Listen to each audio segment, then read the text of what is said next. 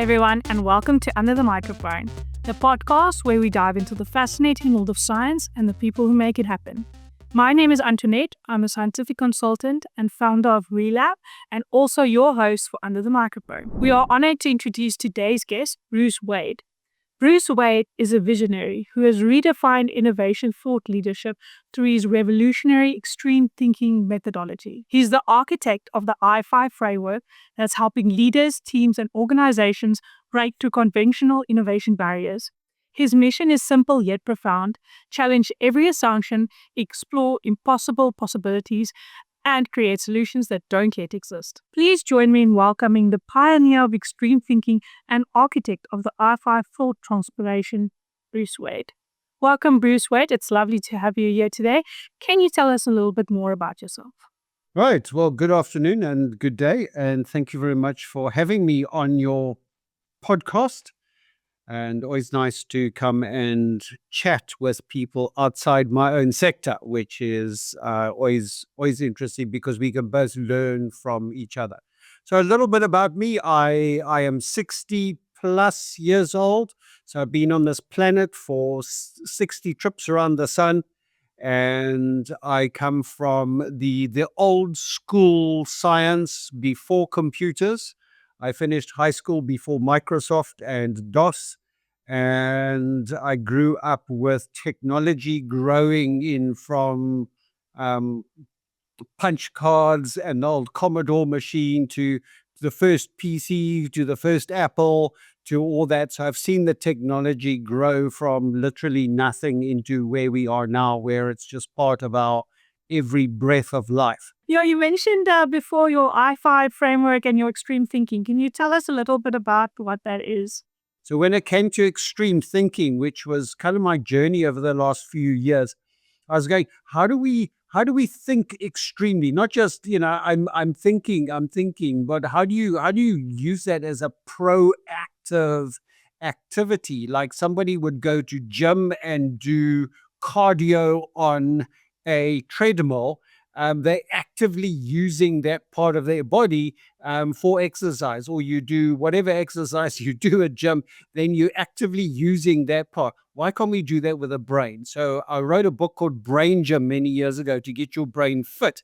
Extreme thinking is now to apply that fit brain to do extreme things, not just normal stuff. When you talk about extreme thinking model, are you talking about an AI model that you created, or is it something you practice? So the extreme thinking model, it's more a blueprint, and it's called I5 because it goes through 5 stages. The I5 framework, extreme thinking, covers 5 different processes, all beginning with I. So the first one is ideate, the science of thinking, and that gives us the why to life. Why are we thinking? What is the answer to that why?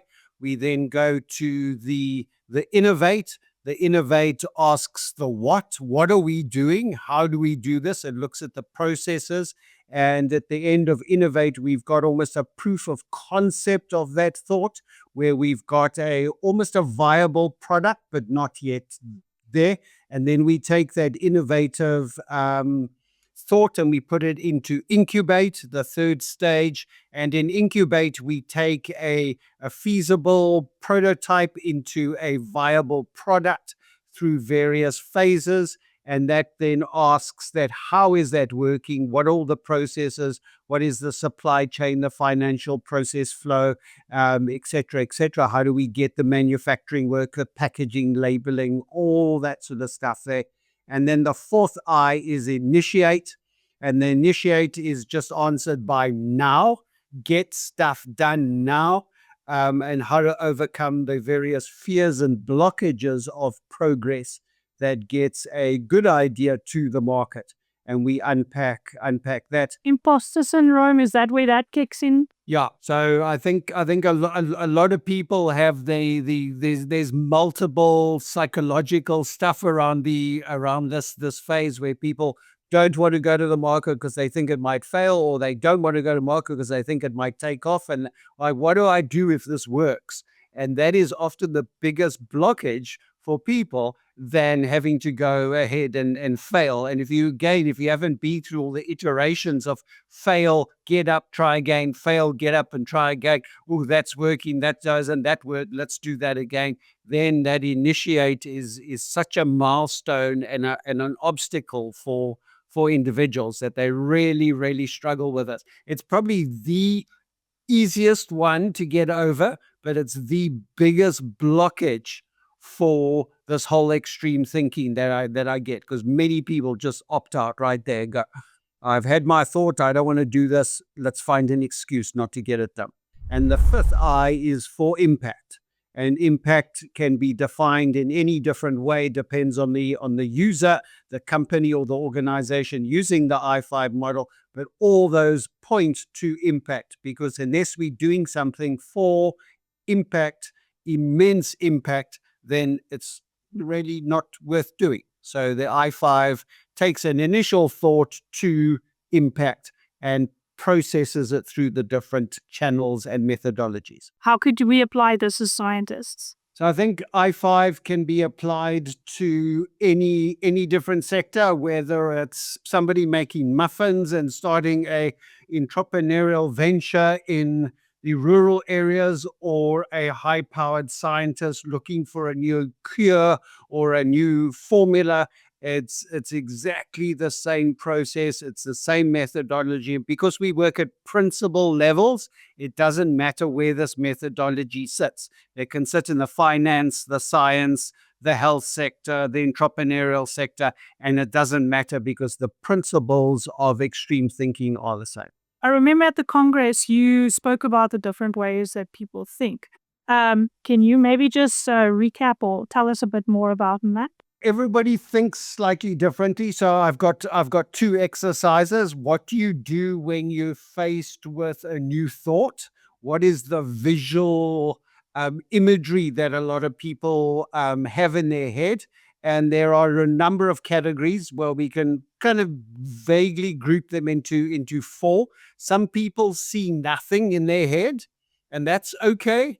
There's not a good or a bad one. People are just different. Some people see words and numbers in their head. They can close their eyes and see sentences, see words, see formulas. And mostly those are in the kind of A-type personality, the scientist type thing, the very logical thinking.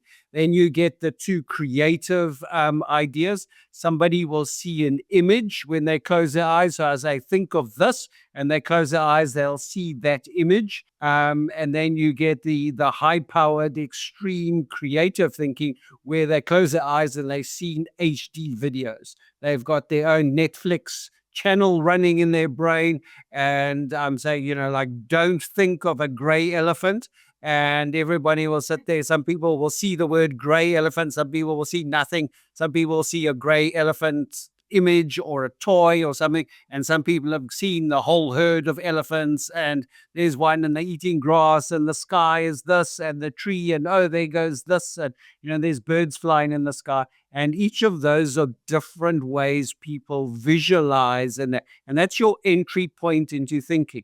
Then if you face somebody with a problem and you go, solve this for me, then there's 6 different entry doors that people use, depends on where you are. Now, this might change, depends on your mood, depends on the time of the day, depends on what you've had for lunch or haven't had for lunch. It depends on, how much hugs you've had for the day and the levels of endorphins in your brain. But there's 6 different entry doors into that, and we use those 6 doors to create the Thunk sheet. And it's pretty much, some people will come in and say, what? That's the initial question. What are we thinking about? Other people will go, why are we thinking that? And those are very different questions, always like left and right extremes. And then we get other people that the immediate reaction is no. And those people are really helpful. In fact, we had 3 of them in this workshop last week. And we're going to go and sit there and go, everybody knows that person. No matter how good your idea is, there's always somebody, the negative, the party pooper, the person that's not on board. And we have all these names for them. And I said, they are so important in this thinking. Like I use my mom for this a lot because my mom will go, oh, you mustn't do that because it's too scary. Oh, it's too dangerous. And I was going, well, this is good because insight from that is really good because people with the hell no mentality actually see the obstacles before other people see them. And you can start mitigating those obstacles right up front. And they are very useful. A lot of people discard them. Well, like, oh, go, leave the company, go join somewhere else. We don't want you on the team. You're not a team player. I'm going, they're a very important part of the team. So the no people are very good. On the opposite side of the no people, we'll have the yes people.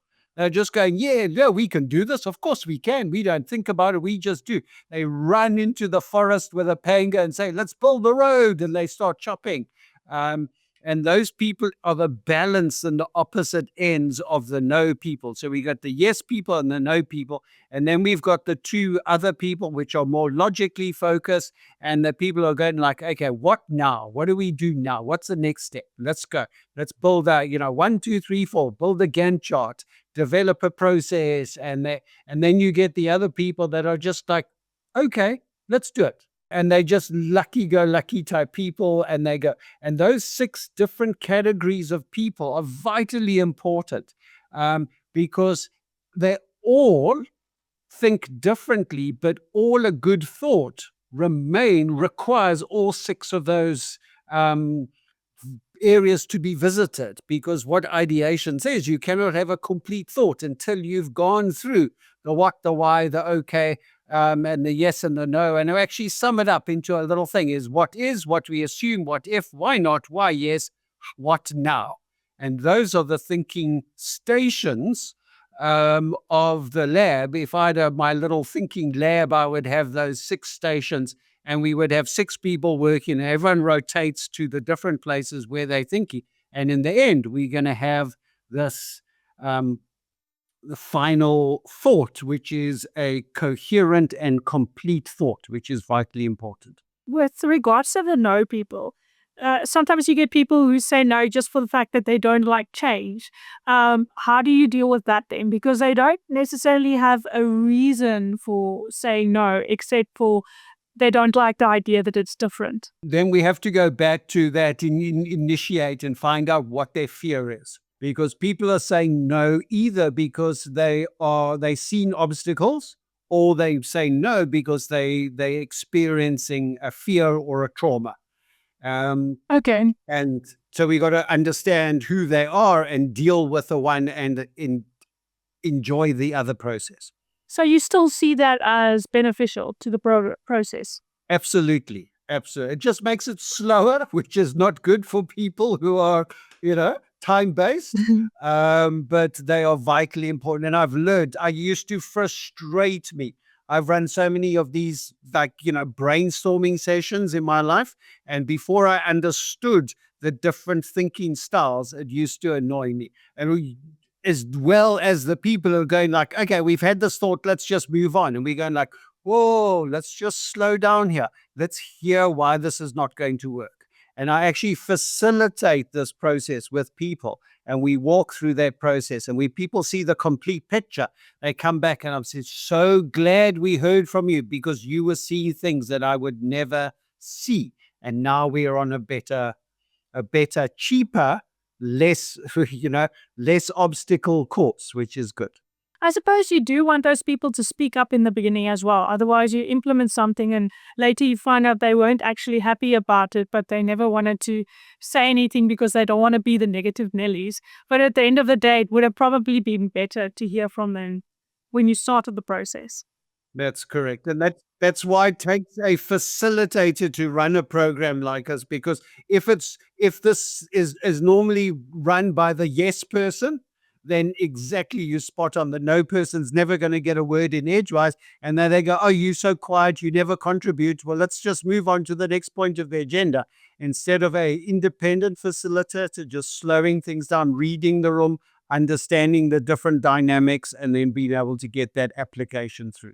Would you have different groups of people for different parts of the process, or would you have the whole group of thinkers, if I can put it that way, through the entire process? I would have the same group of people, but have different people take leads at different times. And then you mentioned people obviously thinking differently. If everyone's working on the same problem, how do you encourage them to come up with a combined solution when they all think differently? A Thunk sheet, and that's what it is. So you just bring out my blue Thunk sheet, and people then can able to do that. And I always say it's not a complete thought until you've written something in all the boxes. And often they're not going to get stuff until they include other people.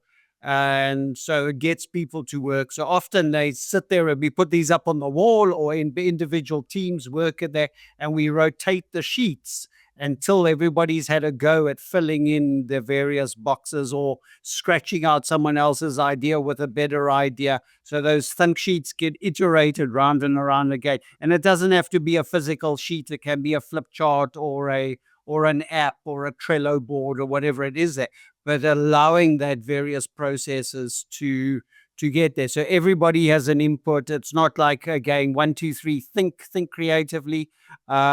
It is a process that needs to be facilitated. It's a methodology which is slower in the beginning, but you'll see the benefit at the end because you don't have to start again and again because you've missed some of the key elements. I suppose that way you also have a lot more people on board because they were part of the process from the beginning and they had given their input already and their idea already, and it was discussed as if it was, a viable idea. So I suppose you get that buy-in from everyone from the start then. If people are heard, they're on the bus, and that's exactly you've hit the nail on the head there, and that's the proof of the concept. You got less negativity later and more enthusiasm at the beginning, so you get a faster momentum going faster, which is great. So if I understand correctly, you have these sheets, everybody puts their ideas, the ideas rotate around, and everybody gets a chance to present their idea, I'm assuming, and then anyone else gets a chance to punch holes in it, I'm assuming. Or to add to it, it's not necessarily punching holes, but somebody would say, oh, I've got a Thunk sheet and I'm going, what is the existing situation is that we are, we losing a whole lot of products, okay? Or a whole lot of customers are leaving us, and we write that there, and that's all they have to contribute. And someone goes, they're not leaving us, they just hiding, and they go, oh, well, that's a really interesting point. We don't know that, and they're not leaving, they're just not buying. So what is, oh, hang on, we can combine, let's do an investor, and that's another sheet, and then somebody else will go there, and they add to that, and then all of a sudden we've got a whole process which looks at customer retention, and we go, oh my goodness, that was only possible because everybody had a go at filling in a certain block. So it's more of a process to get into a solution than it is a presentation of a bunch of ideas. Yes. So I only present the window I'm seeing. And even if it's a negative thought, is that, this company sucks. Everybody hates each other. Well, that's amazing. Thank you for contributing. Now let's look at those other things, and maybe, not everybody sucks. We just hate you, no, but not like, that's the conversation that is good. And it's always good. It doesn't matter which of the 6 people start an idea. But as we add to it, it becomes a complete idea because we cannot think completely on our own. Today's episode is sponsored by Benotech. Benotech is a vibrant company that supplies a diverse portfolio of laboratory equipment and consumables. These include good quality microscopes, microbiology reagents, general laboratory equipment, and clinical consumables. They are an amazing company to work with, and you'll be impressed with what novel items they can supply. Now, back to our guest. If I have this right, if you start with a few ideas, you will take them through the ideation, through innovation, to incubation, all of them, to a point where you're like, okay, I'm going to go forward with these ideas and need these behind, because and until you get with the one that's the best idea, for example.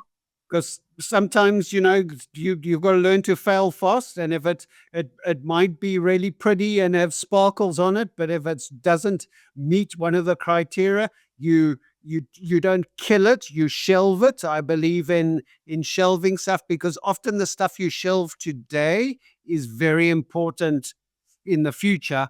And there's been many products that we've created that have been too far advanced and not yet ready for the technology or the world or anything like that yet. And if you've created a product, you've got to wait for the right time where opportunity and innovation collide. Often innovation is too ahead of opportunity, and then we end up with a stupid product. I've done this so many times. I've developed a product that the world is not yet ready for, and it's been a complete failure because I've kept on pushing it, hoping to find enthusiastic people. And then 3 or 4 years later, we go like, now it's a good chance. So now I develop a place up to a point, and then I mothball it or just shelve it, and I go now waiting for that day.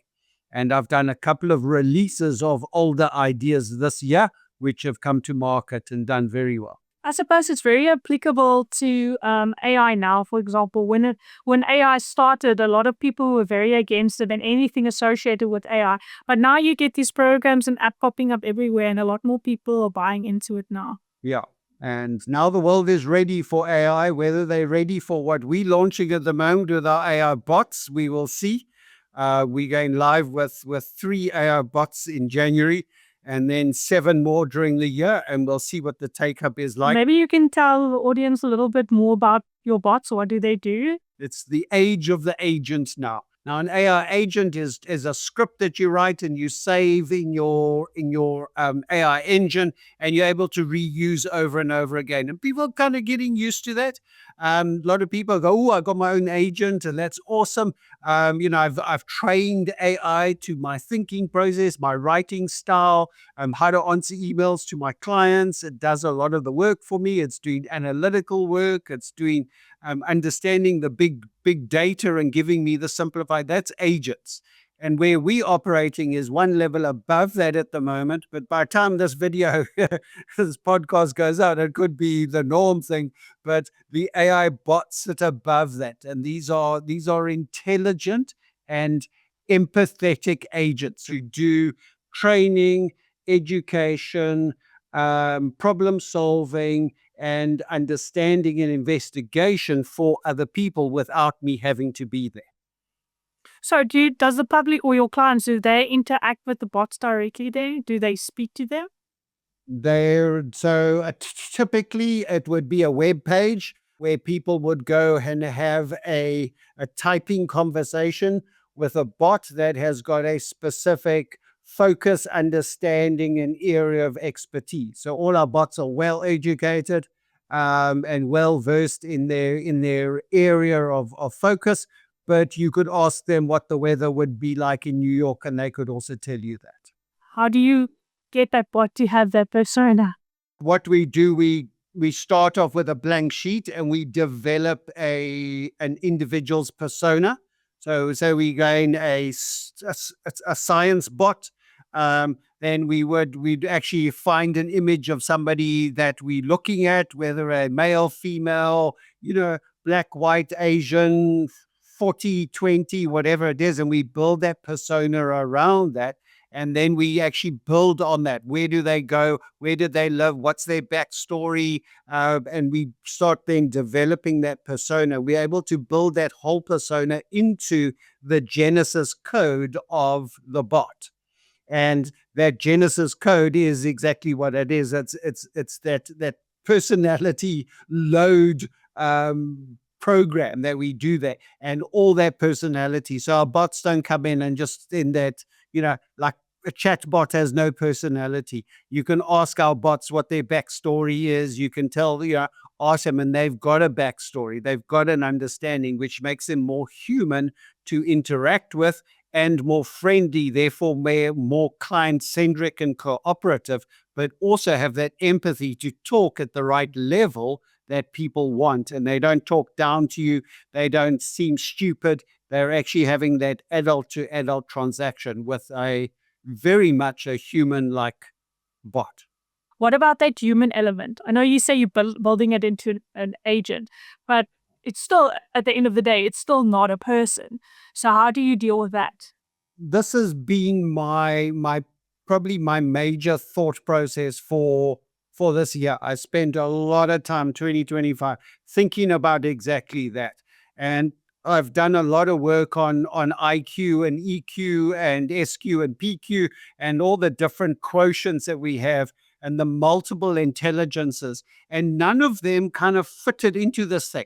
Now, EQ, it measures how well human and human interact. So I've taken that and then I've gone, well, how do we interact with bots? What is the combination? What is the methodology between human and bot and human?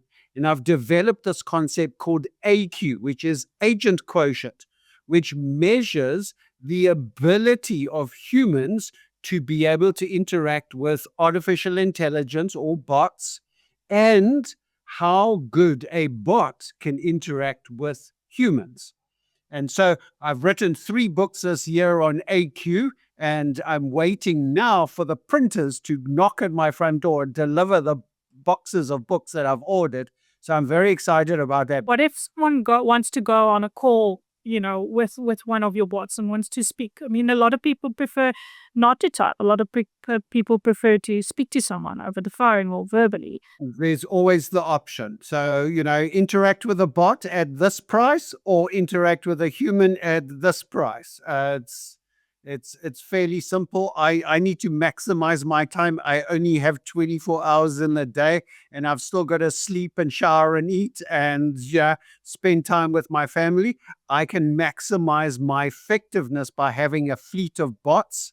A guild of bots is the correct term, and the guild of bots enables me to maximize my intelligence, my expertise, and my learning to more people 24/7, 7 days a week. And that is a more productive aspect than trying to squeeze myself and work harder. Okay, so now you have a bot you say, for example, you use for legal aspects that a client could speak to. Does that client have a personal interaction with that bot? Meaning, does he have a certain account? And when he speaks to the bot again, would they speak? Will the bot remember what they spoke about before? Will it continue with the conversation, or how does that work? So bots are typically what we're launching into the market are sort of 3 levels. If it was the first level would be just come in, ask the bot a question, and leave. And that would be it. I've got, for legal advice, I want to do this. I've crashed my car. Do I have a right? Okay, download that area. We're not doing legal bots, but we're just using that as an example. The midline question would be, the midline offering would be pay as you go bot. And that would be, I'm going to pay a certain amount and I would get, say, 3 or 5 questions or 20 minutes or whatever it is there. And I get my information and I go. And there's no recall. If I come back the next day, it's not like, oh, remember me, I was there. And then the high-end bot is I'm paying a monthly subscription to interact with that bot. And they then will remember you, because as you log in, they'll go, oh, you're a subscription person. Yesterday we were chatting, or last week we were chatting about this. Did you resolve this? Do you want to carry on with this conversation? I've still got your website. I still know where you're. I'm following you on social media. I'm going to understand where you are. Okay. And we can still sort of do that. So those are the 3 offerings. As we expand those different offerings into different variants of those, they were there. But yes, we can recall conversations and being able to do that. And all those conversations are stored in POPI compliant cloud servers elsewhere. So there's not a matter of all that information is now going to be, access to anybody else. It's under encryption and encoded in a safe place. Now that we're talking about information, That's also another topic for AI. People, you mentioned before, people getting concerned about their information and AI storing it, and you know, ChatGPT and what's happening with all that information. That's a really real fear. So, what's your take on that?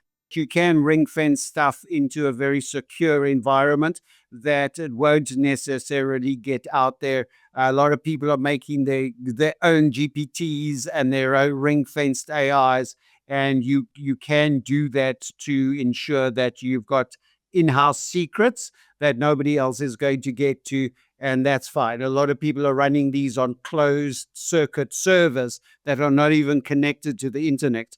Is that similar to what your bots are? They are enclosed? No, all our bots open access because I want them to have that, but the saved conversations are stored in a secure location for future reference. Okay. And so we're not offering bots in a high security environment. If a scientific company came to me and said we want a bot to start analyzing our formulas and come up with a better one to get our edge over our opposition, that would be a completely different story. But the bots that we are offering open services, information services, and establishing just a way to get the right information at the right stuff without asking stupid questions and getting stupid answers. How do you encourage people to just use AI as a tool and not replace your cognitive thinking or replace it with your ideas and so on? I think I'm going to be really horrible here, but people who can't think are using AI to think for them. People who think well are using AI to think with. I'm interested in the latter. I'm interested in working with people who want to think with AI, not replace themselves with AI. There's always going to be the lazy. There's always going to be the people who want the exit door, and it's awesome because it allows for that. But I'm not interested in working with those people. I'm interested in people who are going to say, me plus AI is something extraordinary. Let's involve that. My company with AI in the lab can do amazing things. My new formulas plus AI, we're going to take over the world. Those are the conversations that I'm going to have. And if people want to substitute their own brains, like they want to substitute their own going to gym by taking a pill, or, plastic surgery to get the right shaped bodies that they want to do instead of doing the exercise, unfortunately, there's always going to be those people, and that's just the way the world is. Wouldn't you find that people are generally drawn to taking the easy way? So if you know you had this tool at your access, it's easy to access, that will think for you or come up with the idea for you and do all the work for you. Wouldn't people just generally be drawn to using AI to think for them? Isn't that a risk with regards to AI, or do you not think it is? Think back 150 years when we had to walk everywhere or ride a horse, and people are going to go, see those people in the cars? They're just going to waste their legs away, and they're just going to get there on their own, and just replacing walking with a car, and look at where we're going. And it's the same way. Why fly? Look at the people. They're just wasting the time flying. I'm going to take a ship and enjoy the cruise, and it takes 3 weeks to get transatlantic instead of 8 hours. It's progression, and it's one of those things of life that we're going to see. I remember when I was at school, they came out with those little Casio calculators. They were brand new on the market, and everyone looked at this, and the school issued this letter to all our parents, and that they shall not let your children use calculators because they're going to ruin your brain. Well, did it? No. Did we add up faster? Yes. Did we replace mental maths with a calculator? Yes. Did humanity fall apart? Well, maybe a little, but mostly no. What made you go into this direction? I think there's a few. I think one of the I left school as a very shy person. I've got a horrible speech impediment. It ruled me. I was quiet. I was hoping to find a career that I didn't have to speak to anybody.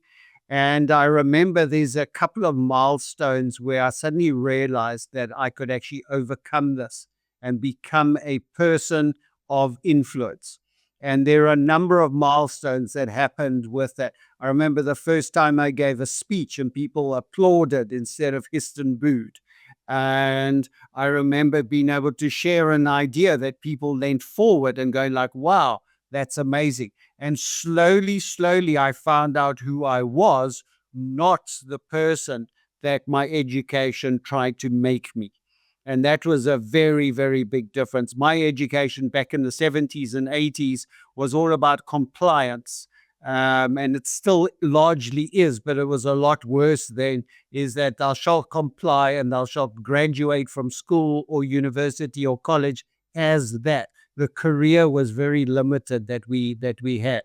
And as we found more and more people being able to be individuals rather than institutionalized compliance, I fought against that. And all my jobs in corporate. And I remember one of my big highlights was almost being fired from a retail company that I worked. I headed up their IT department in a certain area of warehousing and stuff. And they came to me and said, firstly, two things.